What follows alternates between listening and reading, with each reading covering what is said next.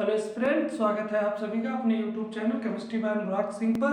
तो दोस्तों, आज हम लोग शुरू करने वाले हैं एक नया टॉपिक और इस नए एपिसोड में हम लोग क्या पढ़ने वाले हैं, विटामिन, जो कि जैवड़ू का एक पार्ट है। और हम लोगों ने पिछले एपिसोड में जैवड़ू के एक पार्ट को देखा हुआ था, जिसमें हम लोगों ने क्या देखा हुआ था, एंजाइम के बारे में।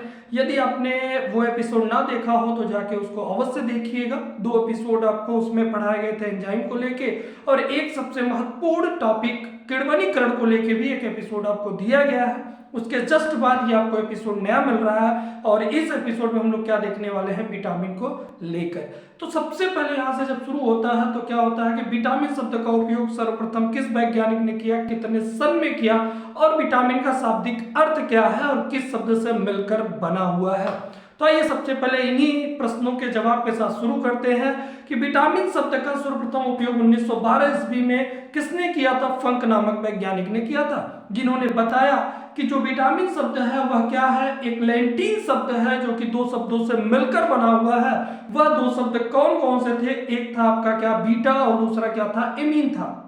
जिसमें बीटा का मतलब क्या होता है, लाइफ होता है, और एमीन का मतलब क्या होता है, आपका इसेंशियल फैक्टर होता है। जहां पर लाइफ का मतलब क्या होता है, जीवन, और इसेंशियल फैक्टर का मतलब क्या होता है, आवश्यक कारक। तो यहां से विटामिन का शाब्दिक अर्थ निकल के आता है, क्या निकल के आता है, जीवन के लिए आवश्यक कारक। तो यहां से आपने तीनों चीजों के बारे में जान लिया। तो यहां से पूरी चीजें क्या मिलते हैं कि विटामिन शब्द का सर्वप्रथम उपयोग 1912 ईस्वी में फंक नामक वैज्ञानिक ने किया था, जिन्होंने बताया कि विटामिन शब्द जो है वह एक लैटिन शब्द है और 2 शब्दों से मिलकर बना हुआ है।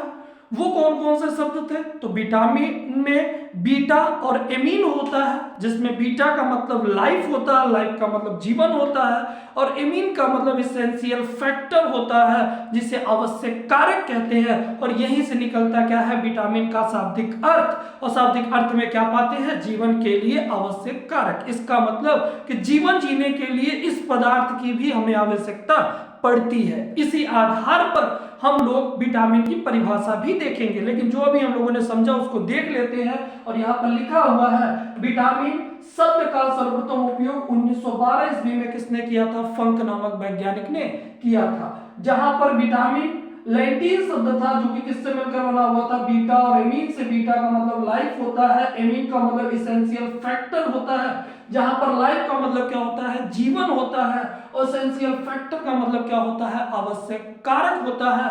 तो इस आधार पर विटामिन का शाब्दिक अर्थ निकल के क्या आता है, जीवन के लिए आवश्यक कारक।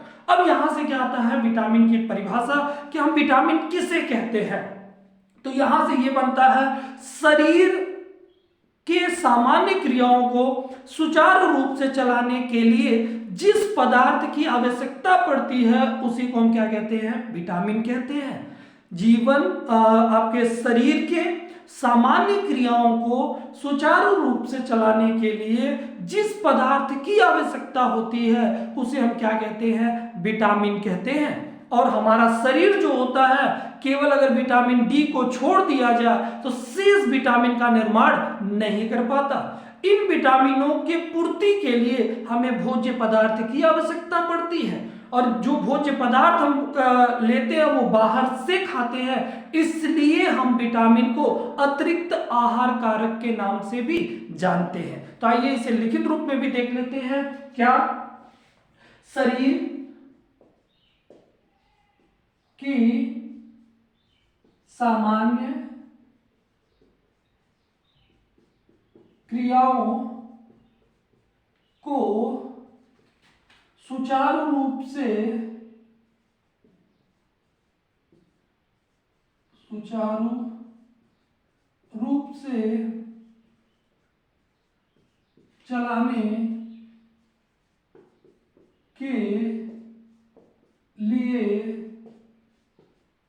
जिस पदार्थ की आवश्यकता होती है उसे विटामिन कहते हैं, तथा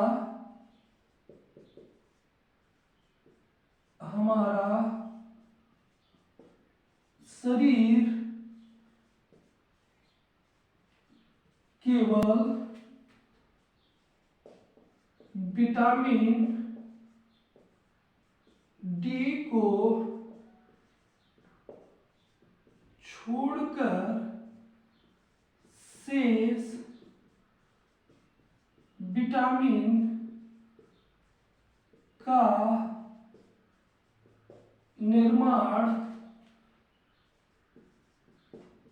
नहीं कर पाता है। अतः इन विटामिनों के पूर्ति के लिए बाह्य भोज्य पदार्थ की आवश्यकता होती है। इसलिए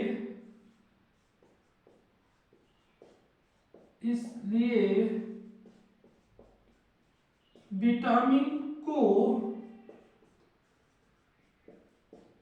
अतिरिक्त आहार कारक के नाम से भी जानते हैं। तो जो चीजें मैंने आपको अभी बताया था वही चीजें मैं आपको यहाँ पे दिखा रहा हूं। क्या चीजें? कि शरीर की सामान्य क्रियाओं को सुचारू रूप से चलाने के लिए जिस पदार्थ की आवश्यकता होती है उसे हम क्या कहते हैं? तो उसे हम लोग क्या कहते हैं? विटामिन कहते हैं। इसके बाद तथा हमारा शरीर जो होता है वह केवल विटामिन डी को अगर छोड़ दिया जाए तो बाकी शेष विटामिन का निर्माण नहीं कर पाता है। इसलिए हमें इन विटामिनों के पूर्ति के लिए बाह्य भोज्य पदार्थ की क्या होती है? आवश्यकता पड़ती है। अब बाह्य भोज्य पदार्थ की आवश्यकता पड़ती है, इसीलिए विटामिन को हम अन्य नाम से जानते हैं और अन्य नाम क्या है? अतिरिक्त आहार कारक है। अब अगली चीज हम लोग जानने वाले हैं क्या? विटामिन के प्रकार। तो अगली हेडिंग हम लोगों का होगा क्या? विटामिन के प्रकार।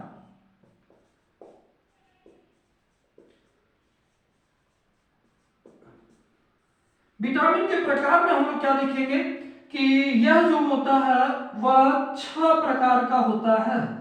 विटामिन जो होता है वह 6 प्रकार का होता है। 6 प्रकार का अगर होता है तो उसमें उनके नाम क्या होते हैं? तो नाम आपके हो जाएंगे विटामिन ए पहला होगा, विटामिन ए। इसी प्रकार से दूसरा होता है क्या? Vitamin B. इसी प्रकार से होता है क्या? तीसरा विटामिन सी। चौथा होगा क्या? Vitamin D. इसके बाद आएगा क्या? Vitamin E. और इसके बाद क्या आएगा? इसके बाद आता है विटामिन के। तो विटामिन जो होते हैं वो क्रमशः 6 प्रकार के होते हैं, जिसमें पहला होता है विटामिन ए, दूसरा क्या होता है? विटामिन बी, तीसरा क्या होता है? विटामिन सी, चौथा क्या होता है? विटामिन डी, पांचवा क्या होता है? विटामिन ई, और छठा क्या होता है? विटामिन के। तो ये आपके विटामिन के प्रकार मिलते हैं। जबकि विलेयता के आधार पर अगर विटामिन को देखा जाए तो विलेयता के आधार पर विटामिन को 2 भागों के आधार पर वर्गीकृत किया जाता है। वह कौन कौन से होते हैं तो वो भी देख लेते हैं। तो अगली हेडिंग होगा क्या? विलेयता के आधार पर, विलेयता के आधार पर विटामिन के प्रकार। तो विलेयता के आधार पर विटामिन जो होता है वह 2 भागों में वर्गीकृत किया गया। तो वो चीजें आप लिखेंगे, अर्थात विलेयता के आधार पर पूछेंगे तो वही चीज हम लोग लिख रहे हैं। इसके आधार पर विटामिन को दो भागों में विभाजित किया गया। किसके आधार पर? विलेयता के आधार पर विटामिन को कितने भागों में? दो भागों में क्या किया गया? विभाजित किया गया।